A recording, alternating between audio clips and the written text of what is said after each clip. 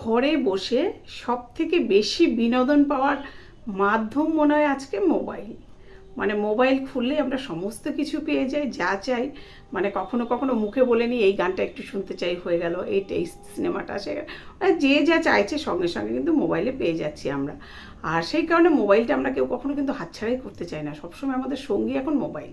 মানে রান্নাটা হয়ে গেল তো তাড়াতাড়ি বসে গেলাম মোবাইল নিয়ে, কতক্ষণ আমি মোবাইল একটু এই পরপর রিলগুলো দেখবো, এটা দেখবো ওটা দেখবো, বেশ ভালোই লাগে দেখতে, কিন্তু মনটাও বেশ ভালো লাগে। তবে হ্যাঁ, মোবাইলটা কিন্তু বাচ্চাদেরও খুব, মানে বাচ্চারা খুব আসক্ত হয়ে পড়ছে মোবাইলের ওপর।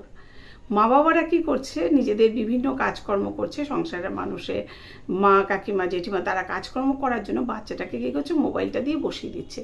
আর বাচ্চাটা বেশ সুন্দর মনের আনন্দে মোবাইল দেখছে, হাসছে খেলছে, সে কোনো দিকে তাকাচ্ছে না, সে মোবাইলে আসক্ত হয়ে পড়ছে।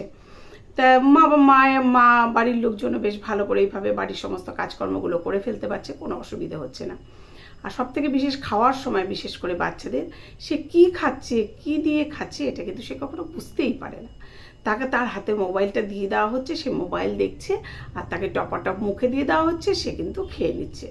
কিন্তু এখন ডক্টররা বলে যে সে কী খাচ্ছে সে যদি নিজে দেখতে না পারে, তাহলে সেটা নাকি তার মানে শরীরে সেটা নাকি লাগে না। এটা ডক্টররা যদিও বলে, কিন্তু এখনকার বাচ্চারা মোবাইল হাতে নিয়ে তারা বুঝতেও পারে না কী খাচ্ছে, কী খাওয়াচ্ছে। তো এটা কিন্তু একটা দিক। তবে আমার মনে হয় বাচ্চাদের একটু বোঝানোটা দরকার যে সে কী খাচ্ছে। আর এছাড়াও বাচ্চাদের মানে বিভিন্ন সময় তারা একটু বায়না ধরছে কোনো কিছু নিয়ে, তাদের হাতে মোবাইলটা দিয়ে দেওয়া হলো, ব্যাস বায়নাটা মিটে গেল। মা হয়তো খেতে বসবে, বাচ্চাটার হাতে মোবাইলটা দিয়ে দেওয়া হলো, মিটে গেল ঝামেলা। মানে যে কোনো ব্যাপারে বাচ্চাদের থামানোর জন্য, মানে বাচ্চাদের শান্ত রাখার জন্য হাতে তার মোবাইলটা দিলেই হয়ে গেল। এটা কিন্তু আজকের যুগে একটা বিরাট ব্যাপার। তবে হ্যাঁ, আমাদের সময় কিন্তু মানে আমরা যখন ছোটো ছিলাম, আমাদের মা ঠাকুমা জেঠিমারা কী করতো, আমাদেরকে গল্প বলতো, গল্প বলে বলে আমাদেরকে খাওয়াতো, গল্প বলে এই যে পাখিটা দেখ, এই যে পশুটা দেখ, এই যে একটা খেলনা দেখাতো, এই করে করে খাওয়াতো, গান গেয়ে গেয়ে ঘুম পাড়াতো।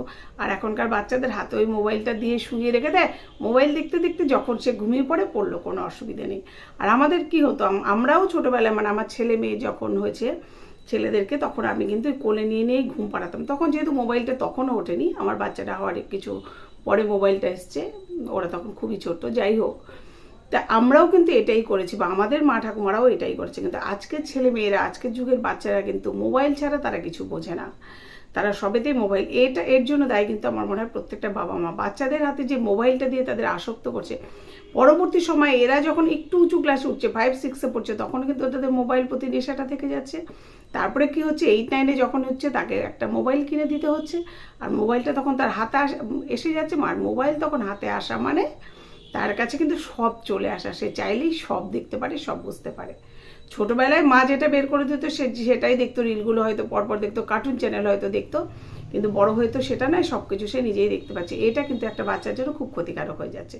তাই মাকে, অন্তত মায়েদেরকে বলবো যে আপনারা যদি বাচ্চাটাকে মোবাইলটা না দিয়ে, একটু ছোট্ট থেকে, যখন একদম ছোট, শুরুতেই মোবাইলটা না দিয়ে তাকে একটু গল্প বলে, তাকে একটু এটা দেখিয়ে ওটা দেখে, আগের যুগে যেটা হতো সেইভাবে আপনি দেখুন আপনার বাচ্চাটাকে খাওয়ানো যায় কি না, ঘুম পাড়ানো যায় কি না, তাহলে ওদের মোবাইলের নেশাটা তার মধ্যে হবে না। মোবাইলের নেশাটা কিন্তু একটা বাচ্চার জন্য খুব ক্ষতিকারক। এটা থেকে যদি সবাই বাচ্চাদেরকে দূরে রাখতে পারেন, তবে সেটা কিন্তু বাচ্চাটার জন্য সত্যিই খুব ভালো। আর ভবিষ্যতের কথা ভেবে অন্তত বাচ্চাটার হাতে মোবাইলটা না দেওয়াটাই খুব দরকার, না দেওয়াটাই উচিত আর কি।